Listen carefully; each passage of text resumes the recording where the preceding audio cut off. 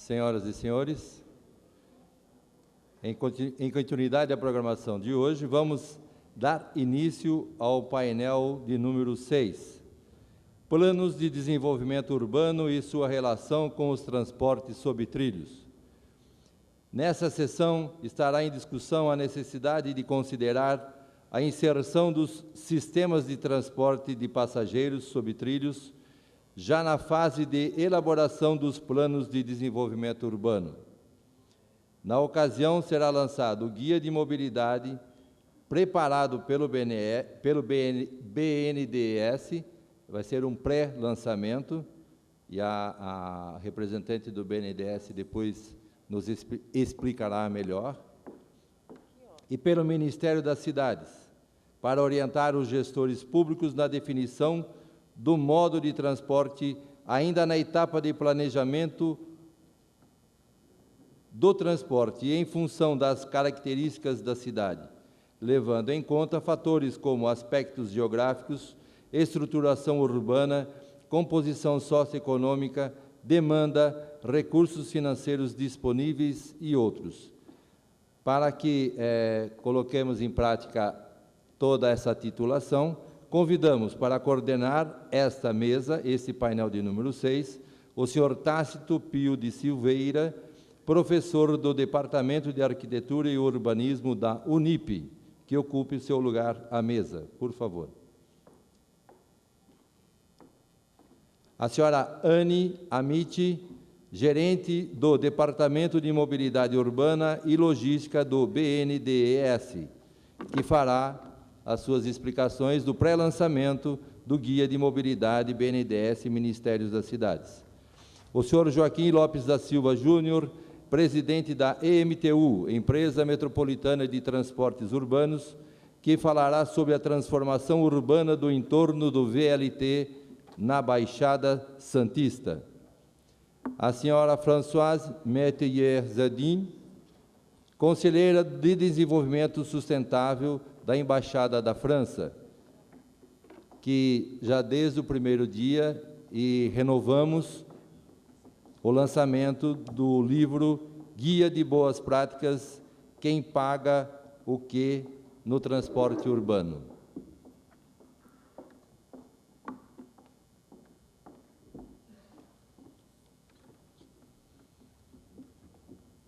Tácito, por favor, as suas considerações iniciais.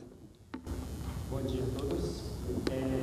Com prazer que estamos iniciando esse painel número 6.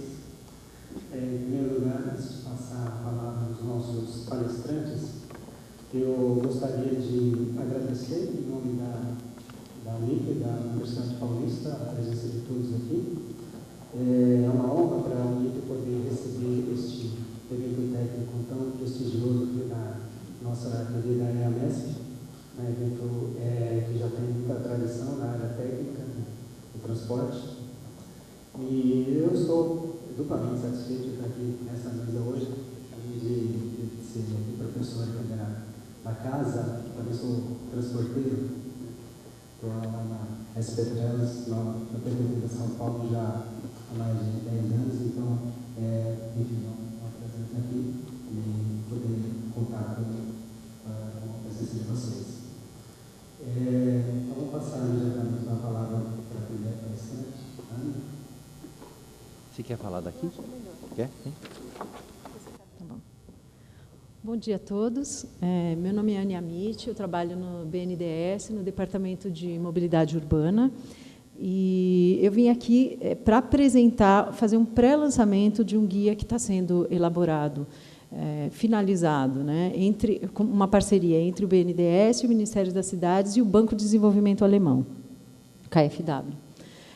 Então, o que eu vou trazer para vocês, o guia não está, como eu disse, não está finalizado, a gente está finalizando esse guia, fazendo uma revisão, ele ainda vai passar por diagramação, então a gente não tem a versão final deles, mas eu vou apresentar para vocês o conteúdo e o que nos motivou a trabalhar esse guia. Bom, a nossa motivação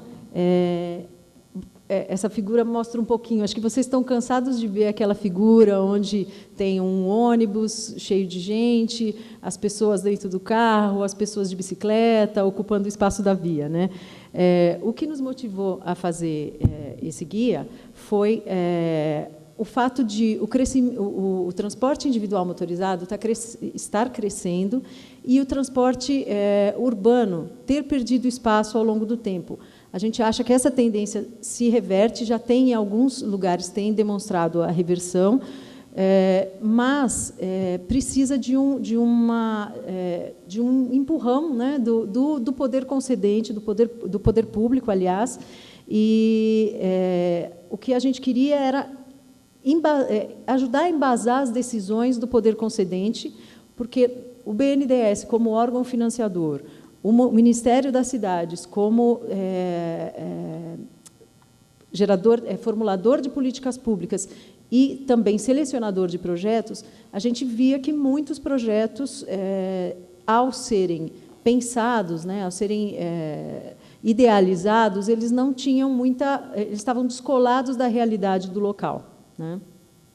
Então, além do crescimento do transporte individual, a redução da participação, isso implica, todo mundo que vive nas grandes cidades sabe, num aumento do tempo de deslocamento muito grande, o aumento do custo de deslocamento, poluição, congestionamento, deseconomias em geral, né?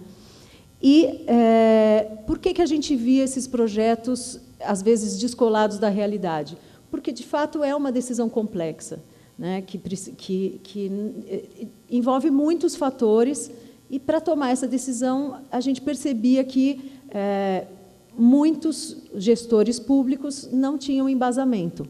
E, para evitar problemas de financiamento, até, porque, às vezes, o projeto não se viabiliza para financiamento, ou ele é idealizado e depois ele não é selecionado dentro das seleções do Ministério das Cidades, a gente entendia que esse guia era necessário. Opa, desculpa, gente. E pronto, vamos.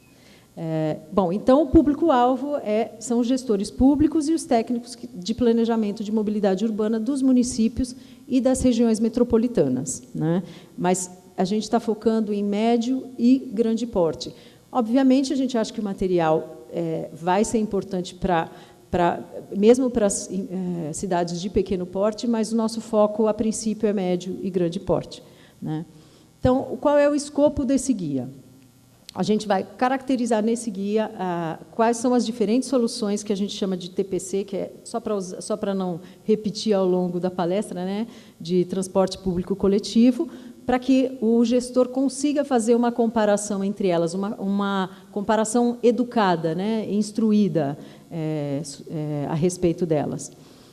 Vamos falar do apoio, vamos dar um apoio ao processo de seleção e uma pré-seleção, que informações ele precisa para fazer uma pré-seleção, para ele descartar algumas modalidades que, de fato, já rapidamente ele consegue verificar que não se aplicam à localidade, né? E fazer uma coisa um pouco mais complexa, que seria uma análise comparativa de vários critérios, que a gente chama análise comparativa multicritério, mas que é mais aprofundada, mais técnica e que, de fato, vai precisar do guia para conduzir essa análise, né? E também, por fim, uma orientação ao processo de implantação dessas soluções, desses sistemas que ele vai escolher, e para que isso fique conforme, de acordo com os requisitos da gestão pública, tá? Então, vamos lá. Entrando, de fato, no pré-lançamento, o guia vai abordar conceitos básicos que a gente, por mais simples, e aqui estamos falando de um grupo que já trabalha no setor, ou já estuda o setor, então, que é um grupo já mais instruído, que talvez para vocês isso até pareça muito óbvio. Falam, não, mas vocês estão falando disso, isso é muito óbvio. Mas os projetos que a gente recebe, muitas vezes, aliás, diria na maioria das vezes, quando não são elaborados por grupos, assim, por municípios ou estados que têm já um grupo técnico bastante denso, formado e experiente, muitos desses requisitos eles são desconsiderados e, às vezes, inviabilizam o projeto. Então, dentro de conceitos básicos. A gente fala de sistemas tronco-alimentados. Então, não sei se está muito clara a figura, acho que talvez ficou um pouquinho clarinha, né, aí para vocês, mas o que a gente quer demonstrar? A importância dele consolidar, né, a demanda nos troncos, utilizar alimentadores para trazer essa demanda, quando for necessário, né, onde tiver demanda menos, onde tiver regiões menos densas, ele vai trazer com linhas alimentadoras, com veículos de menor capacidade, né, e trazer para as linhas estruturais, como, por exemplo, as linhas de metrô, né? Não só, mas também as linhas de metrô. E que, com isso, ele consegue ganhar economia, né? Porque, senão, às vezes a gente vê municípios em que ele está transitando com ônibus de grande porte em locais de baixa demanda, e esses ônibus estão todos fazendo trajetos paralelos e levando para o centro da cidade, né? Ao invés de... e, às vezes, até andando em paralelo com uma linha estruturante, como uma linha de metrô, né? Em algumas situações, diria, mais dramáticas. Então, o que a gente quer mostrar para ele é a importância dele adequar a modalidade à localidade, né? Então, ele vai escolher uma modalidade adequada àquela localidade. Se for, sendo uma localidade menos adensada, ele vai trazer essas pessoas, essa demanda, para uma linha estruturante que vai carregar essas pessoas para o destino delas de uma maneira mais econômica, porque ele vai estar usando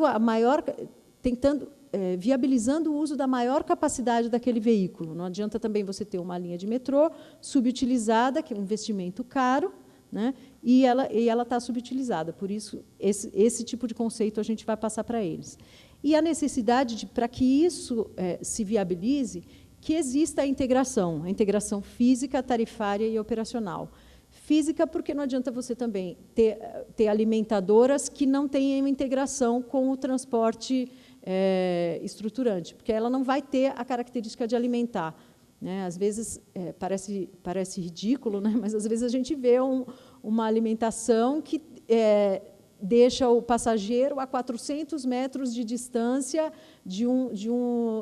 da linha estruturante. Então, esse tipo de conceito, esse tipo de erro, a gente tem visto e a gente acha que é importante fazer com que eles entendam, né, com que os gestores e os técnicos entendam a importância disso.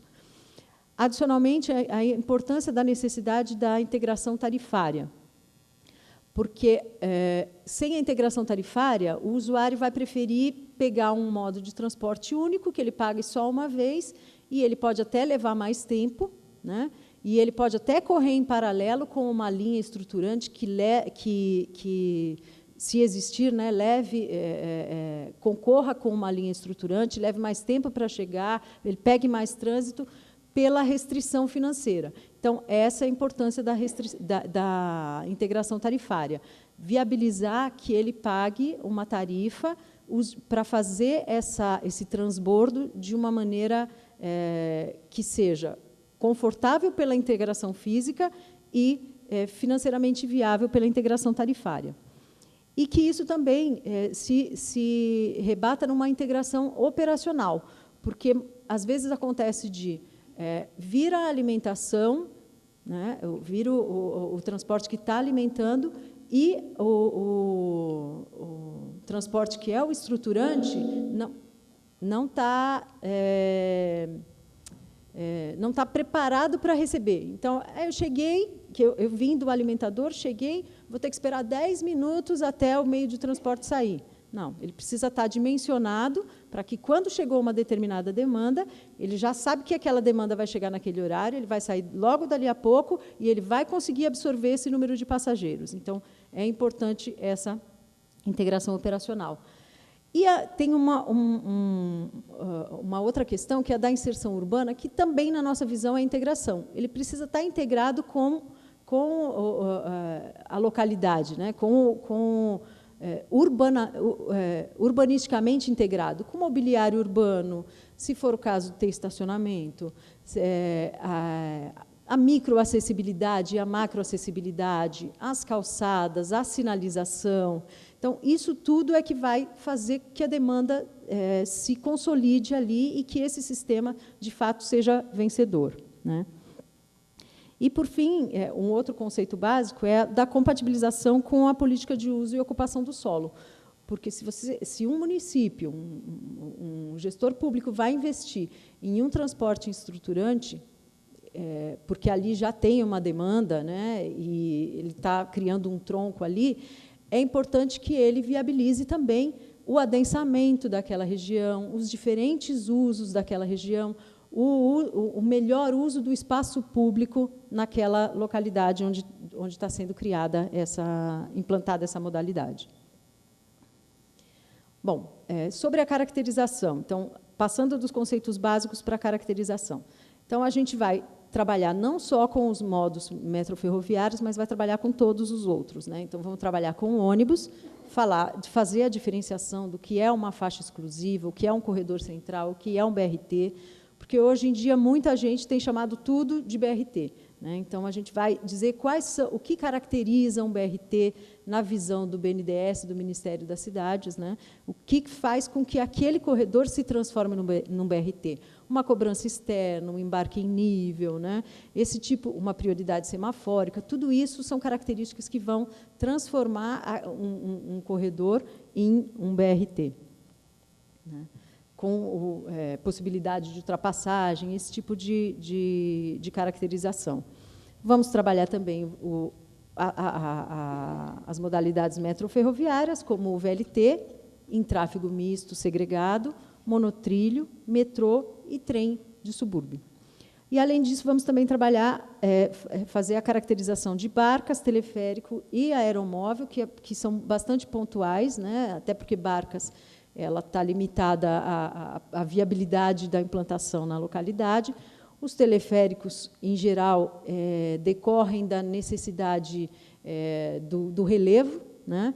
E o aeromóvel, que é uma solução que a gente tem visto mais como uma solução de people mover, né? Ligação ponto a ponto. Então, toda essa caracterização vai ser dada no guia, dizendo, em geral, qual é a diferença do metrô, do monotrilho e do trem, diferença entre estações, a necessidade para que o investidor, né, para que o gestor público saiba quais são as necessidades de investimento, caso ele opte por uma solução de metrô, né, que tipo de investimento que ele tem que ele vai fazer, que custo que ele vai ter, que capacidade que ele vai ter possibilidade de transportar, se ele for fazer uma faixa exclusiva, um BRT, quanto de espaço de via ele vai precisar usar. Então, para que ele esteja instruído antes de fazer uma escolha. Para a escolha, a gente tem uma série de informações que ele precisa ter para fazer a escolha da modalidade, né? Ele pode fazer uma pré-seleção, que é o que nós estamos instruindo a fazer uma pré-seleção, porque, de fato, logo de cara, não necessariamente ele vai ter todas as informações que aqui estão mencionadas, não detalhadamente, mas, por exemplo, características locais. Ele vai ter que saber a demanda, o uso do solo, todas as características daquele local, e características também de como a rede já está, qual é a rede que já existe, né? Qual é a orientação para desenvolvimento daquela localidade, se o município vai investir para crescimento daquela área ou não. Então, ele vai precisar de uma série de informações que ele vai reunir para descobrir, ao conhecer as soluções, ele chegar numa solução viável para a localidade dele. Só que, de cara, não necessariamente ele tem todas essas informações, né, de restrições geotécnicas, coisas que são mais técnicas. Então, o que a gente está orientando no guia é que ele faça uma pré-seleção que seria para descartar aquelas soluções que, para o caso dele, não são viáveis. Então, ele teria que ver o porte da cidade, a densidade do local, que seriam e até a extensão do corredor que ele quer criar, porque essas seriam características que inviabilizariam uma solução ou outra. Então, ele sabendo se aquilo é denso o suficiente, se aquela região é densa o suficiente para ele instalar um metrô, ou se não é denso o suficiente, ele vai para uma solução de capacidade menor e vai escolher entre, por exemplo, soluções de ônibus. Ou, se não, aquilo já tem uma densidade suficiente, vai atrair demanda suficiente para que ele já invista num modo de transporte mais caro, mas que tenha uma capacidade muito mais elevada. E a densidade, então, é uma. O porte da cidade, porque certamente a gente não vai recomendar, e o guia, de fato, não vai dar esse tipo de recomendação, mas ele vai dar digamos, informar para que ele tome a decisão, né, o gestor tome a decisão, mas não, a gente não vê uma cidade de pequeno ou médio porte com linhas de metrô, né? Então, é justamente para esse tipo de decisão ele poder descartar. Eu sou uma cidade de médio porte, eu quero metrô porque eu fui lá em tal cidade, lá tem um metrô, eu quero um igualzinho na minha. Não. Ele vai ter que adequar ao porte da cidade, a densidade do local e até a extensão do corredor, porque, eventualmente, ele tem até um corredor bastante denso, né, só que numa extensão muito pequena, em que ele não consegue viabilizar uma implantação de uma modalidade mais cara e que precise de um investimento maior, tanto para implementar quanto para operar. Bom, além disso, dessas questões dessa pré-avaliação, ele deve seguir nessa pré-avaliação, descartar aquelas modalidades que, de fato, não fazem sentido para a localidade dele, para o problema dele, e depois ele vai se instruir com todos esses itens que a gente mencionou, de conhecer melhor as características locais em profundidade, com estudos, né? Verificar qual é a orientação da política urbana, do próprio município, em conjunto com o Estado, com a região metropolitana, verificar as diretrizes de mobilidade, do plano de mobilidade urbana, né? Quais são as linhas que já existem, o que já está sendo pensado, né? O que vai complementar o que ele vai complementar, que já existe, ou que já está pensado para complementar o que ele está idealizando. E outros fatores também, outros fatores que seriam, por exemplo, de financiamento. Ele precisa ver se existe capacidade de investimento para isso, tanto dele, gestor público, do município, do Estado, quanto de setores privados, caso ele queira fazer um investimento conjugado com o privado, né? Bom, já foi avisado aqui que temos só 5 minutos, a gente está bem no final.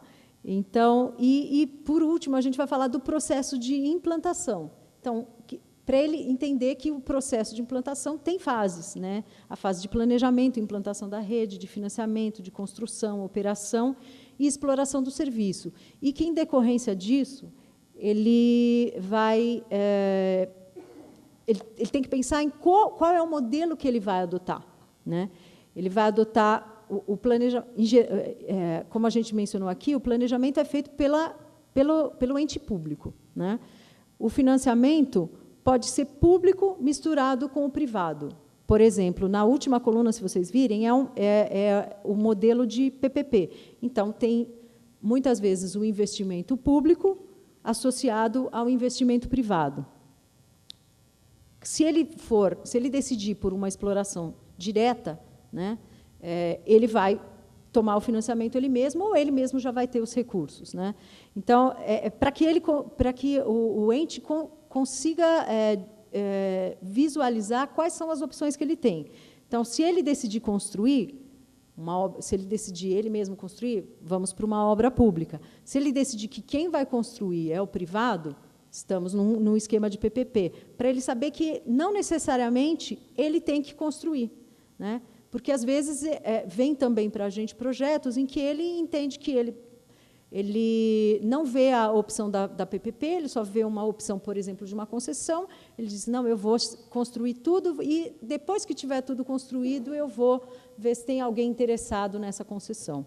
Então, o que a gente quer é que, de início, ele já planeje, né, ele já entenda que esse projeto, para ele ser sustentável, ele precisa ter tudo isso em mente, tudo isso planejado, saber como ele vai operar, se é ele que vai operar, se é a iniciativa privada que vai operar, quem vai explorar esse serviço e qual é a forma jurídica que ele vai adotar, se é uma exploração direta, se é uma concessão, se é uma PPP ou se é a concessão do serviço público, quando o município ou o Estado centraliza a receita e depois repassa o pagamento para o concessionário, né?